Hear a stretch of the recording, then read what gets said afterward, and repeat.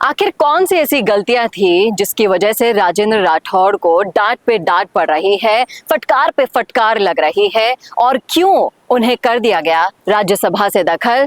आपको बताएंगे सब कुछ डिटेल में। कौन सी ऐसी वजह रही ये भी आपको बताएंगे, इसलिए जानने के लिए जुड़े रहेगा आखिर तक हमारे साथ। नमस्कार, मैं हूं चेतना शर्मा।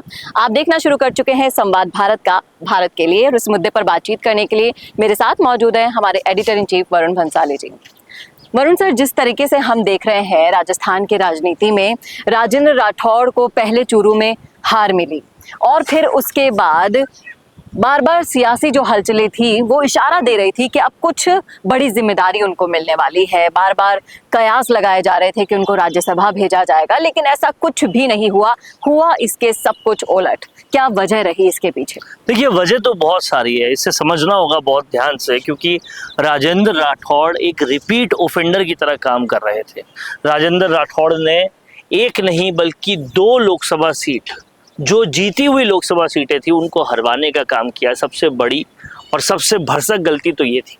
दूसरी बड़ी गलती थी कि उन्होंने जाट वर्सेस राजपूत करने के लिए वो शख्स या उस शख्स का परिवार जिसका जीतना पूरी तरह से संभव था, पहले से फुल ऑन सेट था, उसको हरवाने का काम किया। उसका टिकट कहीं किसी भी तरीके से नहीं करवाकर उसको हरवाने का काम किया। राहुल कसवा को हरवाने के पीछे और खुद की सीट तारानगर ले जाके हारने के पीछे, दोनों के पीछे सबसे बड़े जिम्मेदार राजेंद्र राठौड़ है, जिसकी वजह से कहीं ना कहीं बीजेपी का नंबर तो टूटा ही, और साथ ही साथ बीजेपी से बहुत बड़ा जो है वोट बैंक जो है वो चला गया, और राजपूत कहीं ना कहीं नाराज भी महसूस कर रहे थे।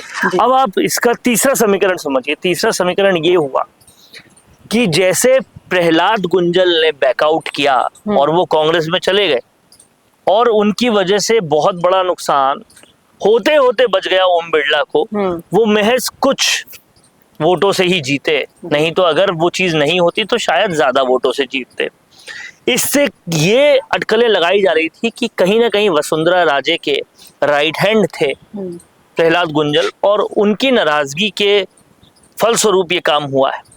और अब इसको जोड़ के देखा जा रहा था राजेंद्र राठौड़ से, क्योंकि राजेंद्र राठौड़ कौन है? वसुंधरा राजे के टेन्योर में वो पंचायती राज मंत्री रहे, वो चिकित्सा मंत्री रहे, वो हर बार विधानसभा में या चीफ विप रहते या किसी न किसी बड़े पद पे रहते जी। तो समझने वाली बात यह है कि वो भी तो वसुंधरा राजे के करीबी हैं। तो जिस तरह से वहां पर, और राहुल कसवा भी आप देखिए वसुंधरा राजे के ही करीबी है, जिस तरह से वहां पर प्रहलाद गुंजल के साथ हुआ, क्यों नहीं वसुंधरा राजे के कहने पर राजेंद्र राठौड़ ये कर रहे होते जी। ये समीकरण भी पूरी तरह से नापे देखे समझे जा रहे थे। तो अब क्या राठौड़ की राजनीति का अंत समझा जाए? देखिए, राठौड़ रिपीट ऑफेंडर बन चुके हैं, और भाजपा जैसी पार्टी ऐसे रिपीट ऑफेंडर्स को कितना मौका देगी कितना नहीं बताया नहीं जा सकता, क्योंकि इन दिनों सियासत काफी चेंज भी हो रही है, बदल भी रही है।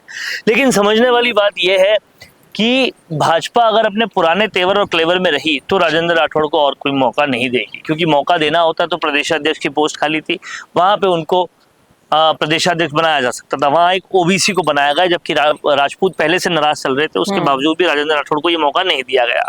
उसके बाद राज्यसभा सीट की बात आई, राज्यसभा सीट के अंदर भी राजेंद्र राठौड़ को मौका नहीं दिया गया, लुधियाना से किसी शख्स को लाया गया। तो इससे समझ में आता है कि राजेंद्र राठौड़ को फिलहाल मौका देने के मूड में नहीं है, और उसके बाद जिस तरह से फटकार नए प्रभारी ने लगाई राजेंद्र राठौड़ को, उससे भी काफी कुछ स्पष्ट होता है, और उसका किसी भी तरह का क्लैरिफिकेशन या कुछ भी नहीं आया नए प्रभारी का। इससे भी साफ है कि प्रभारी कौन होता है? प्रभारी वो होता है जो आला कमान द्वारा राज्य में भेजा जाता है।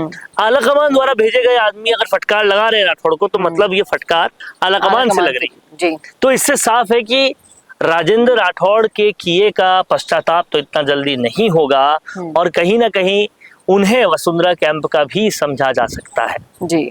अब देखते हैं कि राजेंद्र राठौड़ की सियासत कितनी दूर तक जाती है, क्योंकि ये जो घटनाक्रम हुए हैं, जो भी अभी आपको इस वीडियो के जरिए बताया गया है, उसको देखकर तो लगता है कि अब राजेंद्र राठौड़ की राजनीति को खत्म होने में ज्यादा वक्त नहीं बचा है। आपका क्या मानना है, आपका क्या कहना है, जरूर लिखिएगा कमेंट बॉक्स में। क्या राय है इस मुद्दे पर, यह भी जरूर शेयर कीजिएगा। कैसा लगा वीडियो बताना ना भूलेगा, और ऐसे ही और वीडियो वीडियोस के लिए देखते रहिए संवाद भारत का, भारत के लिए। नमस्कार।